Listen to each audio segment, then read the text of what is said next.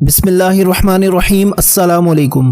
جب بھی میری شادی ہوتی تو شادی کی رات ہی ابو میرے شوہر کو 25 لاکھ دیکھ کر کہتے میری بیٹی کو طلاق دے دو۔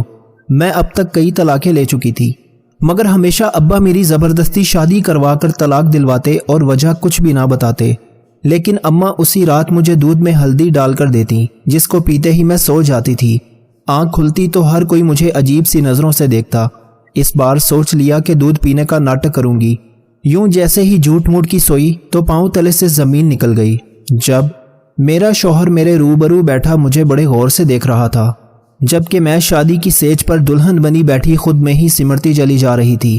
میں منتظر تھی کہ احمر کچھ تو کہے گا، مگر اسے یوں بیٹھے بیٹھے جب بڑی دیر ہو گئی تو میں نے اپنی پلکیں اٹھا کر دیکھا تو اس کو خود میں محو پایا تھا۔ میں آخر کار بول ہی پڑی تھی، کیا بات ہے احمر، آپ مجھے اس طرح غور سے کیوں دیکھ رہے ہیں؟ احمر کی نظریں ابھی بھی میرے چہرے پر جمی ہوئی تھیں۔ وہ کہنے لگا، تم بے حد حسین ہو نیلم۔ 2 ماہ قبل ہماری منگنی ہوئی تھی۔ تم سے پہلے بھی امی میرے لیے کئی لڑکیوں کے رشتے لے جا چکی تھیں، مگر مجھے کوئی لڑکی پسند ہی نہیں آتی تھی۔ جب تمہاری تصویر دیکھی تو میں وہ لمحے میں پگھل گیا تھا۔ مجھے تو سمجھ میں نہیں آتا تھا کہ کوئی اتنا خوبصورت کیسے ہو سکتا ہے۔ احمر میری تعریف کرنے لگا تو میری جان میں جان آئی تھی۔ میں اب مسکراتے چہرے کے ساتھ اس کی باتیں سننے لگی تھی۔ وہ بولتا چلا جا رہا تھا، نیلم، میں نے امی سے کہا کہ مجھے یہ لڑکی دل و جان سے قبول ہے۔ امی نے بھی سجدہ شکر کیا تھا کہ چلو میرا اب گھر بس جائے گا۔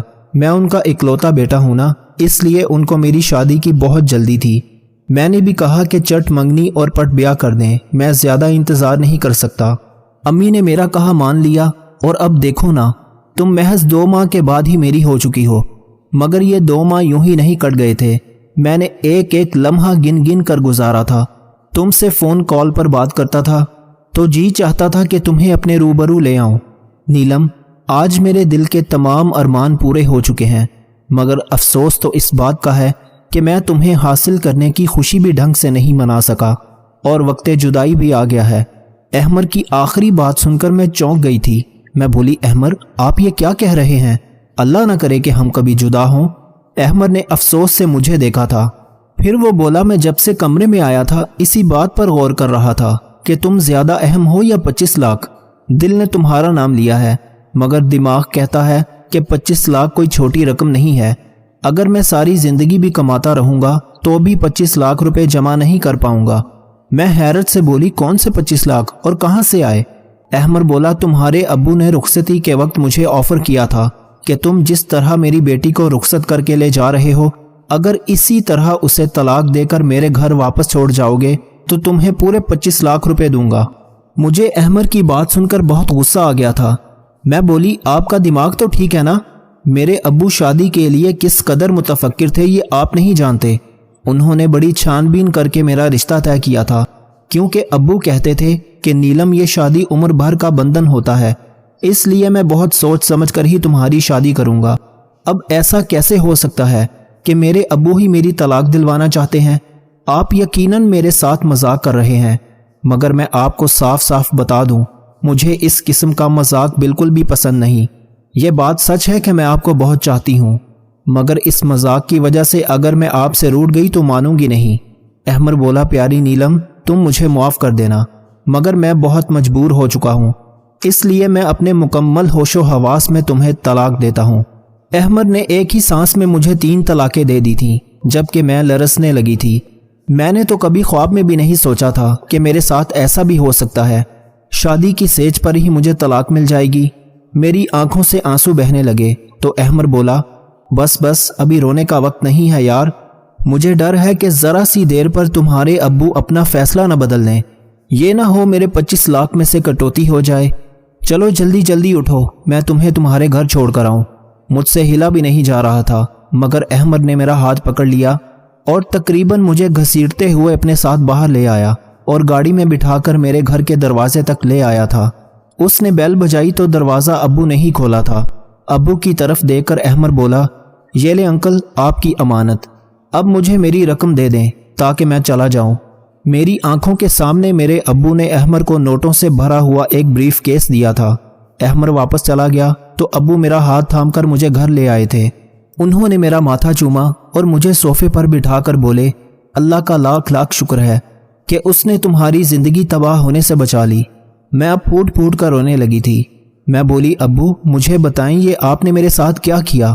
آپ نے مجھے رسوا کیوں کر دیا؟ میں نے تو سنا تھا کہ باپ اپنی بیٹیوں کے گھر بسانے کی خاطر بہت کچھ کر جاتے ہیں، مگر آپ نے تو میرے شوہر کو پیسوں کا لالچ دے کر میری طلاق کروا دی۔ میں اب طلاق کا ٹھپا ماتھے پر سجا کر کہاں پھروں گی؟ روتے روتے میری ہچکی بن گئی تھی۔ اتنی دیر میں میری امی میرے لیے ہلدی ملا دودھ لے آئی تھی۔ وہ کہنے لگی، میری بیٹی یہ دودھ پی لو۔ میں چیخ پڑی تھی۔ میں بولی، امی میرا گھر اجڑ گیا ہے، میں شادی کی پہلی رات ہی طلاق لے کر گھر واپس آ چکی ہوں۔ اس سب کے پیچھے کوئی اور نہیں بلکہ میرا سگا باپ ہے۔ ایسے میں آپ مجھے دلاسا دینے کی بجائے، اپنے شوہر کا گریباں پکڑنے کی بجائے میرے لیے ہلدی والا دودھ لے آئی ہیں۔ مجھے بتائیں یہاں پر کوئی مذاق ہو رہا ہے؟ امی نے میرے دونوں ہاتھ تھام لیے تھے، جبکہ ابو بولے، نیلم جب تمہارا نکاح احمر کے ساتھ ہو گیا تو اس کے ایک رشتہ دار نے میرے کان میں آ کر مجھے بتایا تھا کہ احمر اور اس کے گھر والے فراڈیے ہیں۔ احمر تم سے پہلے بھی کئی لڑکیوں سے شادیاں کر چکا ہے۔ یہ سب سن کر تو میں حیرت میں مبتلا ہو گیا تھا، مگر میں نے سوچا کہ شاید یہ خبر جھوٹی ہو، اس لیے میں نے اپنے ذرائع سے پتہ لگایا تو مجھے معلوم ہوا کہ احمر سچ میں اچھا لڑکا نہیں ہے۔ وہ تمہاری زندگی تباہ و برباد کر دیتا۔ تم میری اکلوتی اولاد ہو، خود ہی بتاؤ میں تمہاری زندگی تباہ ہوتے ہوئے دیکھ سکتا تھا بھلا؟ ناممکن۔ میں غصے سے بولی، ابو پہلے آپ کے ذرائع کہاں مرے ہوئے تھے؟ آپ نے پہلے اس بات کی تصدیق کیوں نہ کرائی؟ منگنی ٹوٹ جاتی تو بھی مجھے اتنا دکھ نہ ہوتا۔ اب تو میں رخصتی کے بعد طلاق لے کر آئی ہوں، اپنی سہیلیوں کو کیا شکل دکھاؤں گی؟ لوگ تو میرا مذاق اڑائیں گے نا۔ ابو بولے، لوگوں کی خاطر میں تمہاری زندگی خراب ہونے دیتا کیا؟ ناممکن ہے یہ۔ ہمارا شور سن کر جو مہمان ہمارے گھر آئے ہوئے تھے لاؤنج میں آ گئے تھے، وہ تو یہ نظارہ دیکھ کر حیران رہ گئے تھے۔ امی نے جلدی جلدی سے مجھے ہلدی والا دودھ پلا دیا تھا۔ اب میری آنکھوں کے سامنے اندھیرا چھانے لگا تھا، دماغ میں تاریکی سی اترنے لگی تھی، ہر طرف خاموشی ہی خاموشی ہو گئی تھی۔ دیکھتے ہی دیکھتے میں بہت گہری نیند سو چکی تھی۔ اگلے دن دوپہر کے وقت میری آنکھ کھلی تھی۔ میں اپنے بیڈ پر لیٹی ہوئی تھی۔ مجھے بہت عجیب سا محسوس ہو رہا تھا۔ میرا دماغ ارد گرد کے ماحول کو پہچاننے میں غلطی کر رہا تھا۔ میں یہی سوچ رہی تھی کہ آخر میں یہاں کیا کر رہی ہوں۔ پھر میرے دماغ میں رات والا منظر گھومنے لگا تھا۔ اوہ مجھے تو طلاق ہو گئی ہے، یہ بات سوچتے ہی میرا دل ڈوب سا گیا تھا۔ میں جلدی سے اٹھ بیٹھی اور تقریباً بھاگتی ہوئی باہر لاؤنج میں آ گئی تھی۔ سب مہمان واپس جانے کی تیاریوں میں مشغول تھے، لیکن جیسے ہی ان کی نظر مجھ پر پڑی تو وہ مجھے عجیب سی نظروں سے دیکھنے لگے تھے۔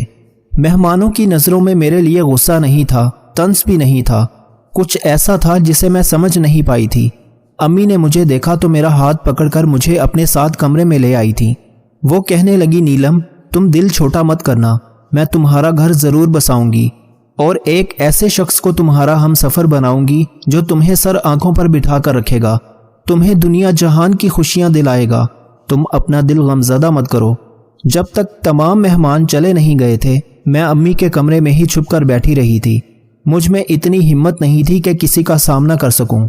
خیر جب شور تھم گیا تو میں اپنے کمرے میں واپس آ گئی تھی۔ میں نے اپنا موبائل اٹھا لیا تھا اور احمر کے ساتھ اپنی پرانی چیٹ پڑھنے لگی تھی۔ اس نے ہر میسج میں میرے ساتھ اظہار محبت کیا تھا۔ اس نے ہمیشہ ساتھ نبھانے کی قسمیں کھائی تھیں۔ اس کے ہر میسج میں یہی لکھا تھا کہ وہ مجھے کبھی نہیں چھوڑے گا۔ کیا ایسی باتیں کرنے والا شخص دھوکے باز ہو سکتا ہے؟ میرے دل سے یہی صدا آئی تھی کہ نہیں، ایسا نہیں ہو سکتا۔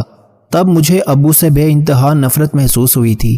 ان کی وجہ سے میرا گھر ٹوٹ گیا تھا۔ میں لوگوں سے ڈرنے لگی تھی، اس لیے گھر سے باہر نہیں نکلتی تھی۔ جبکہ ابو یہ سب دیکھتے تو نہایت افسردہ ہو جاتے تھے۔ وہ مجھے کہتے، نیلم تم باہر نکلو، گھومو پھرو، خود کو یوں گھر میں قید مت رکھو۔ میں ان کی باتیں ایک کان سے سن کر دوسرے کان سے نکال دیتی تھی، مگر ابو اب مجھے زبردستی اپنے ساتھ باہر لے جانے لگے تھے۔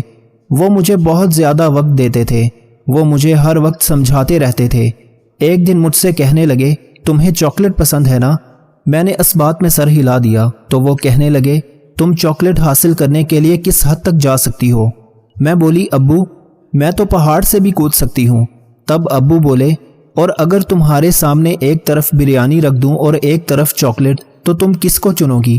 میں ہنس دی اور بولی ایک بھی لمحہ ضائع کیے بنا ہی میں بریانی کو چن لوں گی، کیونکہ بریانی کے سامنے چاکلیٹ کی محبت دل سے کم ہو جاتی ہے۔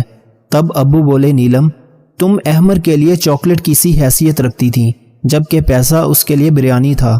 اس نے تمہیں پیسے کی خاطر چھوڑ دیا، تو کیا اب تم ساری زندگی اس کا روگ لگا کر بیٹھی رہو گی؟ میں ابو کی باتیں سن کر پھوٹ پھوٹ کر رونے لگی تھی۔ وہ سچ ہی تو کہہ رہے تھے۔ احمر نے اگر مجھے چھوڑا تھا تو اس میں نہ ہی ابو کا قصور تھا اور نہ ہی پیسوں کا، بلکہ اصل قصور تو احمر کی خود کی نیت کا تھا۔ اس دن میں اتنا روئی تھی کہ دل سے احمر کا خیال ہمیشہ ہمیشہ کے لیے نکل گیا تھا۔ ابو اب مجھے نئی ابتدا کے لیے تیار کر رہے تھے۔ انہوں نے مجھے ایک لڑکے کی تصویر دکھائی تو میں نے رضامندی ظاہر کر دی تھی۔ ابو نے لڑکے والوں کو گھر بلا لیا تھا اور میری اور راحیل کی ملاقات کروا دی تھی۔ راحیل ایک اچھا لڑکا تھا۔ وہ کہنے لگا مجھے علم ہے کہ آپ کی پہلی شادی ناکام ہو چکی ہے۔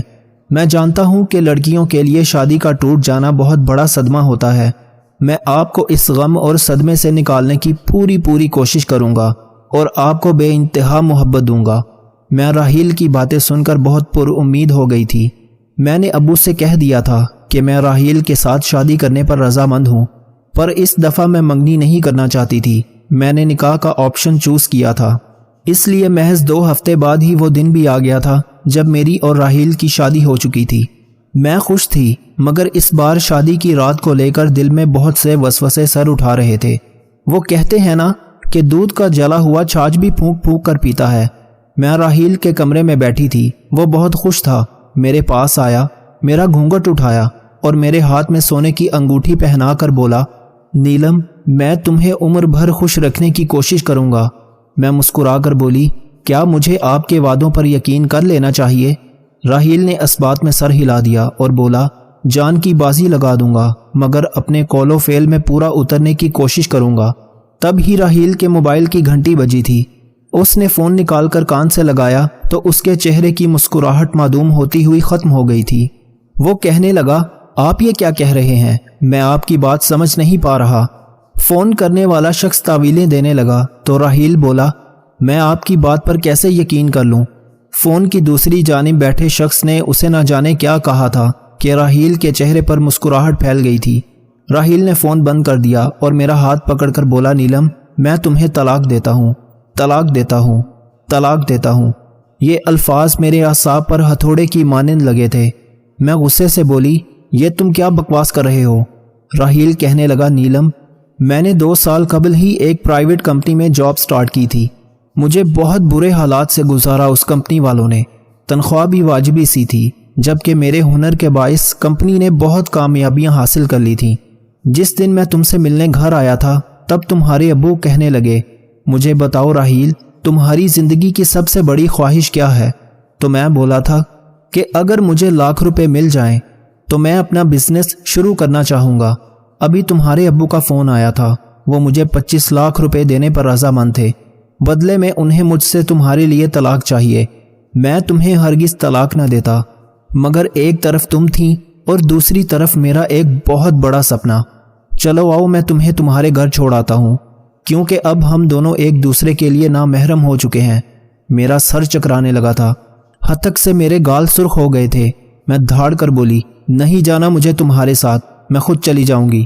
راحیل مسکرا کر بولا یار میری مجبوری ہے کہ تمہارے ابو نے مجھ سے کہا ہے کہ اگر تم میری بیٹی کو چھوڑنے آؤ گے تب ہی تمہیں پیسے دوں گا، اس لیے اگر مجھے تمہارے ساتھ زبردستی بھی کرنا پڑی تو میں اس سے گریز نہیں کروں گا۔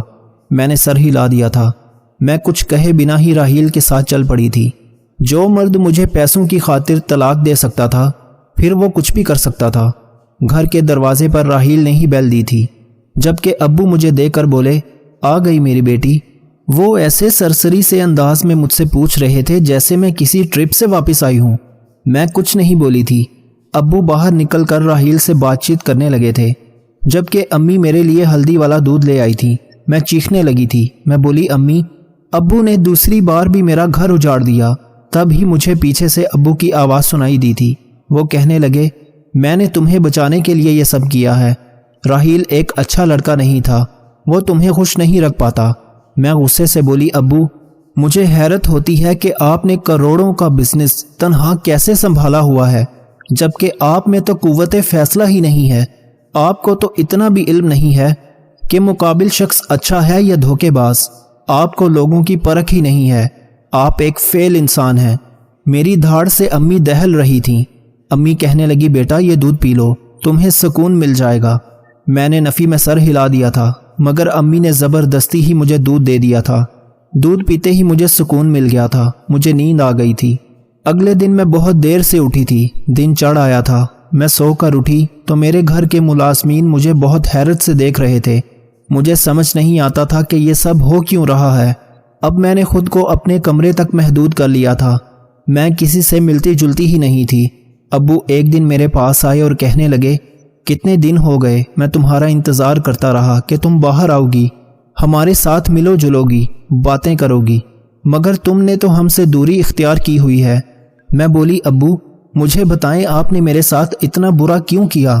آپ نے میری طلاق کیوں کروائی؟ ابو کہنے لگے بیٹا کبھی کبھار اپنی اولاد کی بہتری کے لیے انسان کو کڑوا گھونٹ بھرنا پڑ جاتا ہے، ورنہ دنیا میں ایسا کون سا باپ ہوگا جو یہ چاہے گا کہ اس کی اولاد کو مشکل حالات کا سامنا کرنا پڑے۔ میرا بس چلے تو تمہارے پاؤں بھی اپنی ہتھیلی پر رکھوں، مگر یہ دنیا ہے بیٹا، یہاں اولاد اور مال انسان کی آزمائش کے لیے ہی اتارے گئے ہیں۔ میں نے جو کچھ بھی کیا بڑی تکلیف میں کیا ہے، میں ہرگز ایسا نہیں کرنا چاہتا تھا۔ میں نے سر ہلا دیا اور بولی ابو یہ آخری بار تھا، میں اب آپ کو مزید اپنے احساسات اور جذبات کے ساتھ کھیلنے کی اجازت نہیں دوں گی۔ ابو بولے ہاں ہاں بالکل ویسا ہی ہوگا جیسا تم کہو گی۔ اس دن کے بعد میں امی ابو کے ساتھ بیٹھنے لگی تھی، مگر میرے دل میں بہت سے سوال تھے۔ ابو مجھے طلاق کیوں دلوا دیتے تھے؟ کیا میرے دونوں شوہر ہی برے تھے؟ اگر برے ہی تھے تو ابو کو پہلے علم کیوں نہ ہوتا تھا؟ شادی کی رات کیا ان پر وحی اتر جاتی تھی کہ تمہاری بیٹی کا شوہر اچھا نہیں ہے، اسے طلاق دلوا دو؟ چلو یہ بھی مان لیا کہ ابو کو پتہ چل جاتا تھا، پھر وہ 25 لاکھ کی خطیر رقم دے کر ہی مجھے طلاق کیوں دلواتے تھے؟ میں ابھی انہی سوالات کے جواب ڈھونڈ نہیں پائی تھی کہ ابو نے مجھ سے کہہ دیا کہ وہ میری تیسری شادی کرنا چاہتے ہیں۔ میں تو ابو کی بات سن کر ہی آپے سے باہر ہو گئی تھی۔ میں بولی نہیں ابو اب بس ہو گئی ہے، میں آپ کو اپنی زندگی کے ساتھ کھلواڑ کرنے کی اجازت نہیں دوں گی۔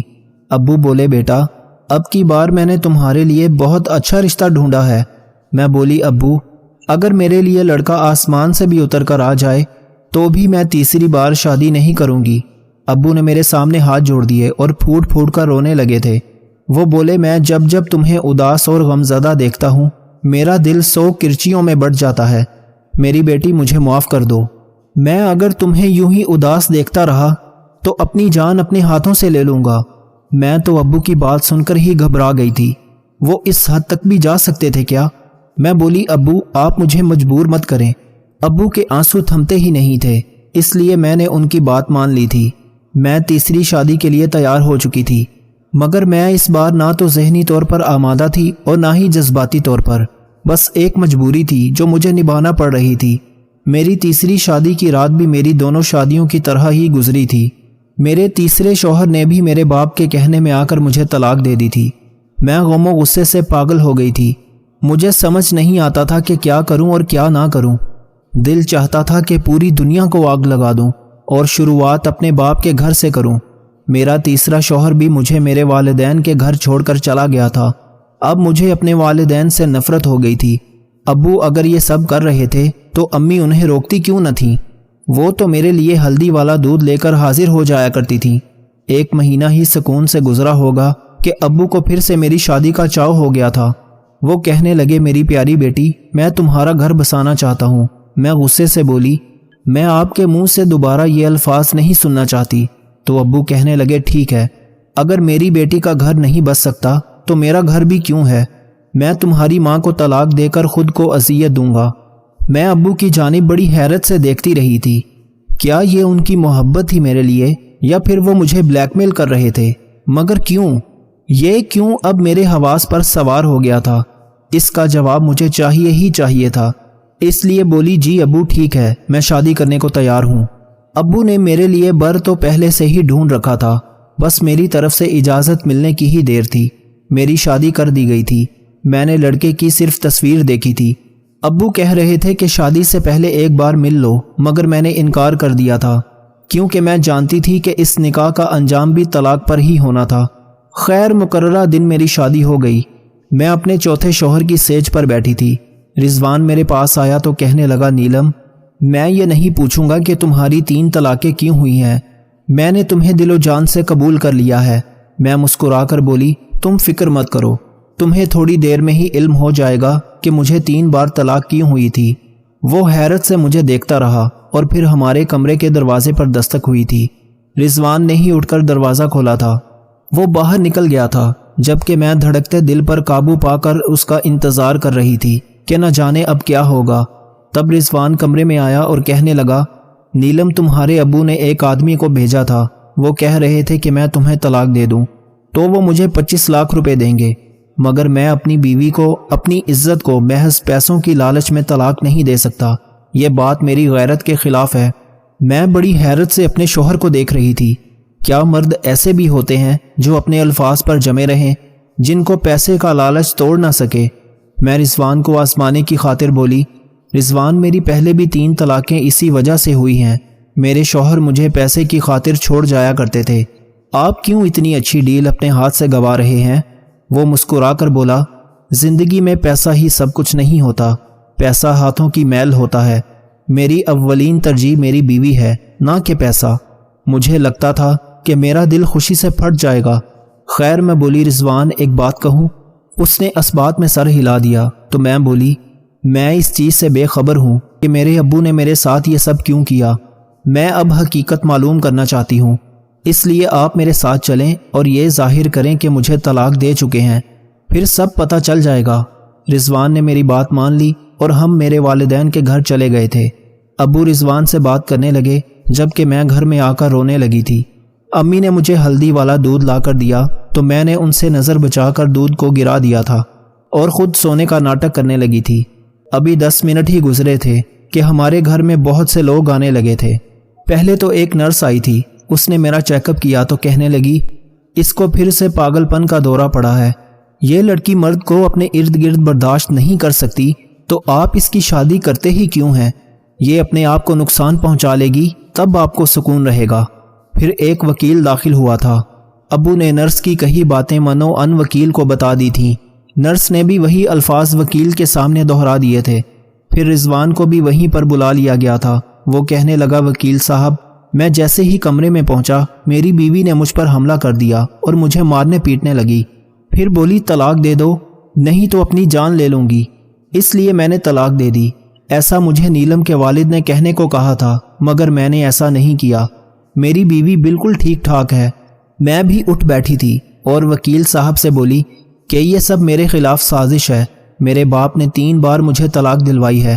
وکیل نے سر ہلا دیا اور بولا، مس نیلم آپ کے سگے والد نے مرنے سے پہلے اپنی ساری جائیداد آپ کے نام لگا دی تھی، مگر ان کی وصیت میں یہ شرط درج تھی کہ جب تک آپ کا گھر بس نہیں جاتا یہ جائیداد آپ کے نام پر منتقل نہیں ہو سکتی۔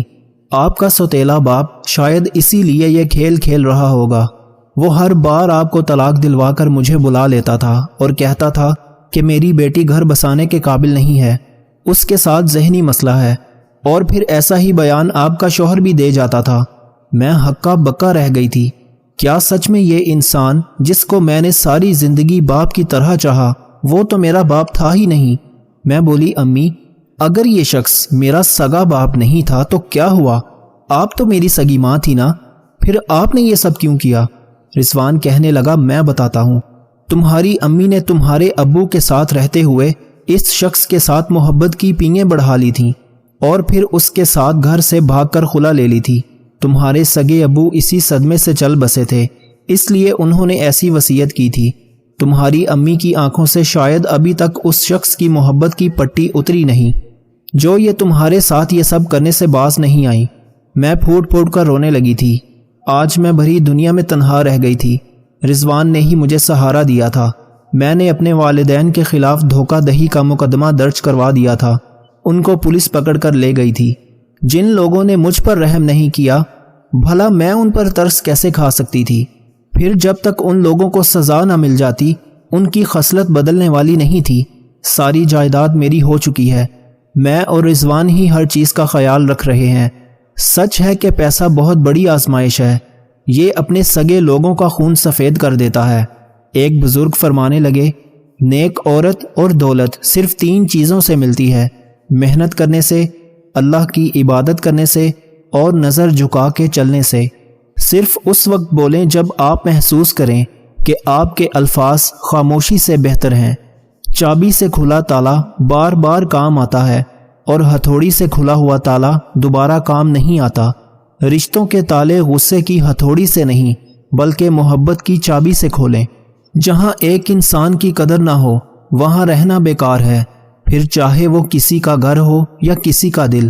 مشکل وقت ہمیشہ کے لیے نہیں رہتا بلکہ مشکل وقت میں لوگوں کی پہچان ہو جاتی ہے اور وہ پہچان ہمیشہ کے لیے یاد رہ جاتی ہے۔